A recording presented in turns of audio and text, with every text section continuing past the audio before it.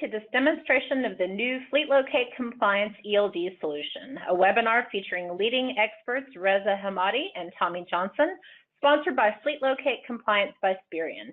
This is Belinda Rufer, and I will be the moderator for today's session. So now, without further ado, let me introduce our speakers. Reza Hamadi is Director of Product Management for Fleet and Asset Intelligence at Spirion and was integral to the development of this new FleetLocate Compliance solution. He brings to Spirion vast expertise in architecting technical solutions with intricate product requirements and a passion for innovative product solution development and strategy. We also have with us today Tommy Johnson, who is President and co-founder of Gorilla Safety. After beginning his career in claims management for a major insurance carrier, Tommy launched an agency startup focused on educating fleets on how to mitigate exposure and implement strategies to improve safety toward reducing insurance premiums. Through his exacting and uncompromising standards, Tommy contributes to the innovation, stability, and ease of use of the Gorilla Safety product line. In short, we are very excited to have two experts with us today to demonstrate the FleetLocate Compliance solution. And now it sounds like a great time to get started. So Reza, I will turn it over to you. Thanks, Belinda. I'm very excited to be here today to introduce the FleetLocate Compliance product. FleetLocate Compliance allows our customers to use an integrated ELD solution by simply turning on a compliance tab within our existing full-featured mixed fleet FleetLocate product. It includes a native and easy-to-use driver app called FleetLocate Shift, available on iOS and Android. And as part of this solution, Spirion is introducing a new fleet tracker called the FL1, which is a robust advanced tracker with LTE support and flexibility to support both heavy and light-duty connections, while powering both the FleetLocate advanced telematics functionality and new compliance features. FleetLocate is differentiated by its ability to support trucks that need ELD, local fleet cars and vans, vehicles with onboard telematics like GM OnStar, and a comprehensive trailer asset tracking with one easy unified application. And with a partnership with Gorilla Safety, Spirion is partnering with a well-known and established provider in the ELD market and providing a fully integrated joint solution. Gorilla Safety was one of the first providers on the FMCSA registry with a certified offering and has had its product certified by KPMG for compliance with all FMCSA requirements. The combined solution is the best combo of a proven, robust telematics product and a best-in-class compliance tool, all in one application. And with that, it's my pleasure to introduce Tommy Johnson from Gorilla Safety to give you a demo of this powerful product. Yeah, I appreciate you having me here. Excited to show you guys the mobile app and the web interface. We're really proud of the design and the simplicity of it, but also the robustness that it brings. So what I'm going to do is I'm going to walk you guys through kind of a normal day that a driver is going to operate. So I've got my my iPhone connected to my laptop, so that's what I'm mirroring on the screen. And I'm going to walk through the screens and talk through kind of what a driver would do on a normal basis. So as you can see, I'm in an off-duty status up here at the top. We have our 4 duty statuses: driving, on duty, off duty, and sleeping. So currently the off duty is lit up and it shows that I have 10 hours left, which means I've taken my full 10-hour reset and I've got my clock reset for the day. So as I go on duty and in the driving, each of those status changes, the clocks down here will adjust accordingly, as well as the orange bars will start to turn gray. And when they get down to the end and are getting close to expire, there are push notifications that fire off for the driver. So he'll get 4 different notifications, one at an hour, one at 30 minutes, 5 minutes, and 2 minutes. So the concept is to really give that driver enough time to be prepared to get off the road so he can plan his route accordingly. So I'm going to go ahead and go into on duty. So if I just simply tap on duty, it's going to pull up my location here in our office in Texas. So a normal day, a driver is going to maybe start his pre-trip inspection. So I'll enter some remarks and I'll hit confirm. And as soon as I go in on-duty status for the first time that day, I get an alert that says, please complete your pre-trip DVIR, and my clocks adjust accordingly. So now I've got my 14 hours starting to tick down, and that alert populates inside this little envelope. So I have 2 alerts in here, and all different types of compliance alerts populate. Each day I come in, it's going to remind me to sign my log from the previous day. So as I sign the previous day's log, that alert will disappear, as well as when I complete my pre-trip DVIR, that'll disappear as well. So I'll hit cancel. So I went on duty and my clocks are starting to work in the background. My statuses are being adjusted accordingly. I'll go ahead and tap logs down here, and you guys can see it's flipped off of the on duty, off of the off duty into the on duty line. So I'm going to start kind of walking through the day. So I'll tap inspections, and I told the system that I was going to do a pre-trip inspection. So go on duty, tap inspections, and then just simply hit begin new inspection. And normally the drivers are going to be connected to the FL1, and so the odometer will automatically populate in here. But for demonstration purposes, setting here in the office, we don't have the vehicle connected here, so I'll just throw in an odometer so I can continue the process. But it starts the driver in the front of the vehicle, and then it walks him around it. So headlights, flashers, fog lights, marker lights, everything that a driver needs to inspect at the front of the vehicle is all here. If you notice down at the bottom, it's going to say proceed to curbside front axle. So I'm guiding the drivers around the vehicle. So now I'm on the passenger side, the front axle, and then I hit the rear axle. So tires, brakes, suspensions. Let's say the tire tread is worn. So I can tap the line where it says defect, and I can say tread worn, whatever I might want to give as a description. And this is what a driver would do in a normal instance on a paper DVIR.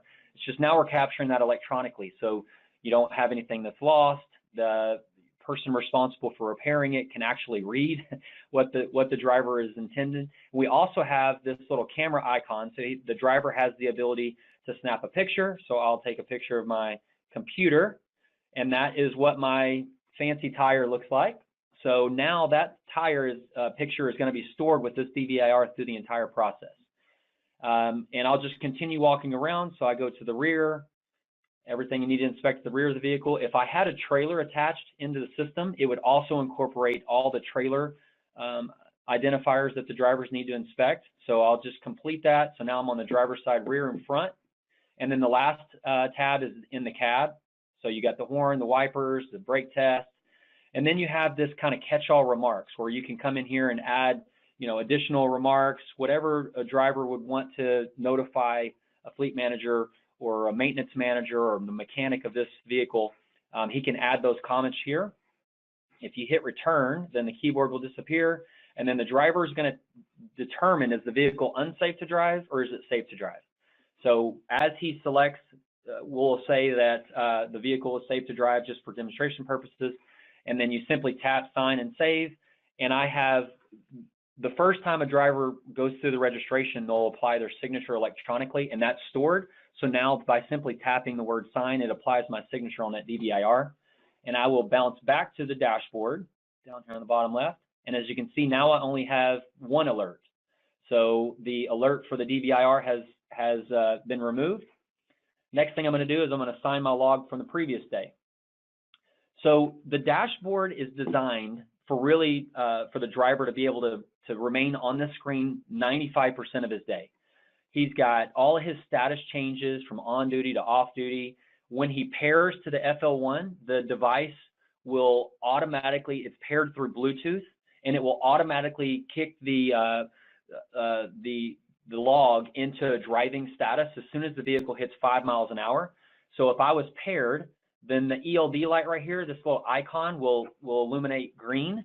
And as soon as I hit 5 miles an hour or above, no matter what status I'm in, it's automatically going to flip me to driving. It will also do that. Let's say I'm on the logs page or the inspections page, or I'm in the menu and I start driving. As I start driving, it's automatically going to kick the driver back to the screen, and it's only going to allow him to tap on 3 tabs. Down here below, we've got our clocks. So you can see, currently I have the cycle highlighted. So I have a 70-hour work week for this driver. So I have 63 hours remaining. If I tap break, it shows I have 7 hours and 55 minutes left until I have to take a break. And the on-duty clock as well is something that the drivers can tap when the vehicle is in motion, and that shows the 13:55. So those 3 clocks right there are the only thing when the vehicle is above 5 miles an hour, the driver is actually able to interact with. But if you pair this dashboard screen along with the log screen down here at the bottom. That's everything a driver needs to run his day. And the logs tab actually only has 2 features inside it. So, and it's pretty easy. So I'll go ahead and highlight that. If you click the little line here, the little arrow, you can collapse and expand the days, and you can slide up and down so you can see. We always try to get the drivers to really hone in on their specific day they're looking at. So really try to keep just that one window open. Look at their header details, confirm all of the information above. This is what's going to print on top of the log, on top of the graph on the actual log itself. So they can make edits to some of this information. So it's by simply tapping edit. Then they have text boxes where they can go in and add, destinations and shipping docs, etc. And if they need to edit the actual graph itself, right here it says tap below to edit the log. So if I tap anywhere in the graph, the device will rotate sideways. And you can see I've got all these different status bars below. So as I tap each one, that section highlights to allow the driver a really easy way to make sure he knows what he is editing. And I wanted to point out, if you see, we show that the ELD speed is greater than 5 miles an hour, and there's not an edit feature on that box. However, when I tap an on duty or an off duty, there is the ability to edit. So drivers can, even using an ELD, make edits and changes to their on duty, off duty, and sleeping time. The thing that will that's important to note is that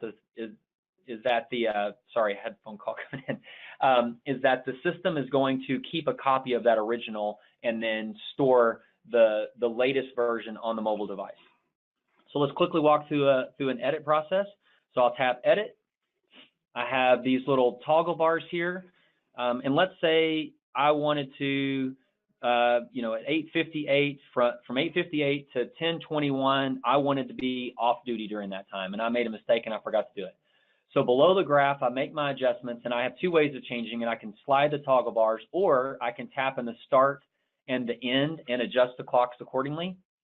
Once I get my clocks lined to where I want them to be, then I tap whatever status I want it to change to. So right now it's on duty, and let's tap off duty and watch the line. We'll adjust accordingly. See how it bounces, it jumps up to the off duty line. And then I can add, I can edit the location. And if I edit the location, it's going to say that, that it was a manual entry. It puts a little M next to it. I can also make adjustments on the notes, and then you'd simply tap save. So that's the process for a driver to make an edit. It's very, very clean and easy for drivers to perform edits. A few more things to talk about on the dashboard that I wanted to highlight. So we've gone through the status changes. So you simply tapping off duty, driving will occur automatically. Your alerts and your confirmation that you're paired to the FL1. And then next to that icon is what we call the DOT icon. So this is the DOT document. So when I tap the DOT icon, it's going to load my documents that are available for preview. So as you can see, I've got the daily logs, I've got any completed DVIRs, and I have the ability to send the E-rods to the patrol unit, to the DOT roadside inspector's patrol unit. Like in his car, he's got a computer, and that's how you can communicate that information there. So if I tap daily logs, you've got all the logs that have been signed. You can load those and you can preview them so you can see, and then the driver or the officer is able to zoom in and preview the information. So you've got all your logs available. You also have your DVIRs, so you can inspect the DVIRs. This is the inspection that I just completed. Comes with the odometer, the date, the time. All that information is populated, and it applies the signature automatically each time I sign the log or the DVIR. And then the last icon here is the send logs. So what this is a DOT officer would provide his authorization code. The driver is going to enter that code here, and then that's going to bounce through the FMCSA's web services to the patrol unit's vehicle. So there's 3 ways to communicate the DOT documents. One is local through PDF. The second is through the web services or sending the E-rods, and the third was email. If you saw at the bottom of that screen, you had the ability to email. Last thing to highlight here is the HOS recap, or clicking on the little clock, so you can access it either way. It gets you a recap of how many miles were driven and how many hours you worked, how many hours of driving you have remaining available. So if you notice, each time if you click on the DOT mode or if you click on the recap, anytime you go through there, it's going to bring you right back to the screen. We really wanted to have a simplistic approach for the drivers to run their day and not have to remember, oh, I clicked here and how do I get back and all that stuff. So when you go through a screen, if you hit back, it's going to take you right back here.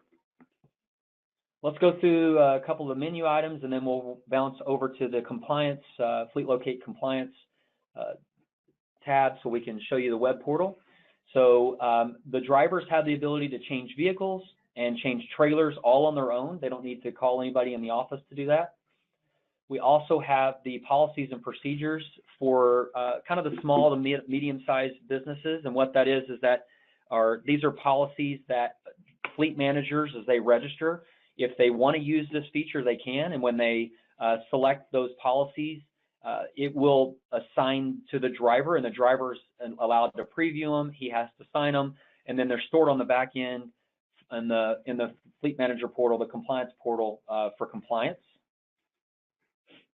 You have the signature. It's very simple to do. You can take your finger and make the swipe, and then every time I sign a log or sign a DVIR, that signature is applied. And then the last item to go over is the settings. And this is something that's kind of a set it and forget it for drivers typically.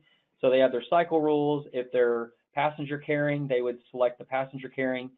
We have certain types of exceptions that are available. And then the ELD icon is to pair to the FL1, so you tap that. They also have the ability to link up to co-drivers. So a driver is able to go in and request a co-driver, and then once that request is received by the co-driver and he accepts that request, then the two drivers are linked through that process. So quickly ran through the mobile app. Now I'd like to swipe over and show you guys the compliance portal. Really impressive product that allows you guys to have a lot of this information right at their fingertips. So from bird's eye view, they've got a company summary so they can see how many drivers they have and what their statuses are. A couple of tabs below, we also have what's called a driver status. Oops. So this reports how much drive time is remaining from each driver, as well as how much time he has left until he has to take his break, how much on-duty time he has left for the day, and as well as his cycle time. So you have all these clocks that the fleet manager has the ability to reference, as well as the speed, what status he's in, the last time we got the location updates. So that is a really powerful tool and something that's very important for fleet managers to have access to, as well as dispatchers. When they're sending these guys on routes, they need to make sure the guys are going to be able to get there and get back, or get to their point of destination, whether it's where they're staying overnight somewhere. So having the ability to see through the system and know where their drivers are and how much time they have left is very, very powerful. A couple other notifications. We got compliance notifications. So different things, different alerts will fire off through there that are compliance related. We also have potential violations down here at the bottom. So if a driver didn't sign his log, or if he started driving and didn't complete his inspection, we will know that. And if you think about it, actually, let me click on the inspections tab and let's talk through that. So if you remember when we walked through the inspection from the driver's portal, from the mobile app, we're actually taking him step by step around the vehicle, and we're doing that for a lot of reasons. So one of our patented technologies is this confirmation process of knowing that the driver actually walked around the vehicle and around the trailer if a trailer is attached, and we report that back in kind of a discrete way of letting the fleet manager know. So if I had a green dot on here, then that would mean the driver walked all the way around the vehicle and took the proper amount of time to do his inspection. If it's red, then he didn't do either properly. And then yellow is he failed to either walk around it, maybe he just sat in the cab and hit next, next, next, next, and got to the end, or maybe he walked around it, but he only took 3 or 4 or 5 minutes. So we report that information back. We also have the ability to load the inspection report here through PDF. So that is the inspections tab. And then one other tab that I wanted to make sure to point out is the logs tab.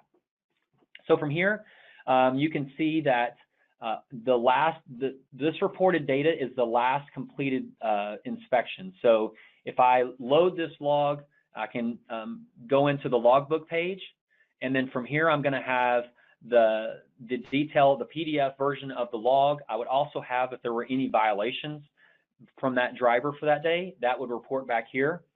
And I have the ability to edit the log and view the copies. Say a driver makes an edit or a fleet manager makes an edit. If you recall, I mentioned that the versions are kept, and so that's stored in history. And so you know, drivers can make edits. Another important thing to highlight is the unidentified driving. So keep in mind, when the driver is not using the mobile app but hops in the vehicle and drives, say for example a mechanic gets in there and he doesn't have access to the app for some reason, or a manager, or a driver gets in and just forgets to pair or doesn't have his device, anytime that vehicle gets over 5 miles an hour, it's going to create an unidentified driving event, and that information populates in here. So once we highlight this section, now below, all of our information is updated accordingly. We can go in and we can preview that, and we can assign that out to a driver. So that's, from a high level, a good quick overview of showing you guys the application. If you guys have any questions, feel free to ask at the end of the presentation. But I appreciate you allowing me the opportunity to show off the product, and turn it over to you. We'll go ahead now and take some questions. We've got a couple that have come in that are really good. So first is, how does the device relay information to the hours of service app? Is that through Bluetooth or something? Yeah, great question. So the device connects through Bluetooth, and so when the FL1 is connected through the ECM of the vehicle, that device has Bluetooth, and it will pair into our Android or iOS devices. It works on iPads as well as Android tablets, and that communication between the two devices is through Bluetooth. Okay, great. And for the DVIR list, we have a question here. Is the driver inspection list customizable? It is. We are working on building that functionality currently. So in the very near future, we will have the ability to customize that. So yes, that's a much requested item that we are working on at the moment. Okay, awesome. And so what about if there's a driving team or a co-driver situation? How do they share the logbook? Is it a separate login for each driver, or how does that work exactly? Yeah, so it works really seamlessly. The drivers can have their own devices. They can share one device inside the app. Sorry for time's sake, I didn't actually get a chance to walk through the co-driver application, but it's very easy. So a driver would go in, let's say, Reza and I are going to be team drivers. So I'm going to go in and I'm going to add him as a co-driver, and then Reza is going to get a notification inside his mobile app. The next time he taps any screen inside the mobile app, he'll get a pop-up alert that says, you have a pending co-driver request. He'll tap OK, it'll load the co-driver request, and it will say, it'll show Reza, Tommy Johnson is requesting to be your co-driver, and then he can accept it or reject it. And if he accepts it, then our systems are linked now, and so that enables the ability to be able to reassign, drive time or editing things. And so if Reza's in the vehicle and he's driving, and I'm sitting maybe in the cab or in the sleeper, I have the ability to still use my device and manage it accordingly. So the co-driver application is very, very seamless and really easy for the teaming to get established. One other point to add is that, let's say Reza wants to we come in tomorrow and we're no longer team drivers, he has the ability to disconnect that request. And so if he goes in and removes me, then I'm automatically removed and he's automatically removed. So great question. Okay, great. So my fleet has both light duty and heavy duty trucks, and am I able to use the FL1 for both of those? Absolutely. So we've got the device is no different. Just depends on the type of cable adapter. So we can connect to the Volvo Max, to the 9-pin, to the 16-pin, to OBD devices. We have got the 500K adapters, so it works on any vehicle type. As long as it has an ECM plug, then we can connect to it. Okay, great. Here's another question. You mentioned that the officer will have a code. This is the first that I've heard of a code. When is that going into effect? That's a great question. So, and that's one of the things that we're constantly communicating with fleets all the time is this is a learning process, right? And there's a lot of people that have to understand it. And so it was really great that the CVSA pushed to the FMCSA and that they granted that exception to allow a little bit of latitude as far as enforcement here, because law enforcement are still learning the system. I mean, I've gone in and done multiple trainings with DOT officers here in Texas, just helping them understand this process more, and they're going through waves of training with that. So they will be. We haven't actually seen it. We've developed the application. It's very specific in the ELD mandate on how it's designed and how it has to work.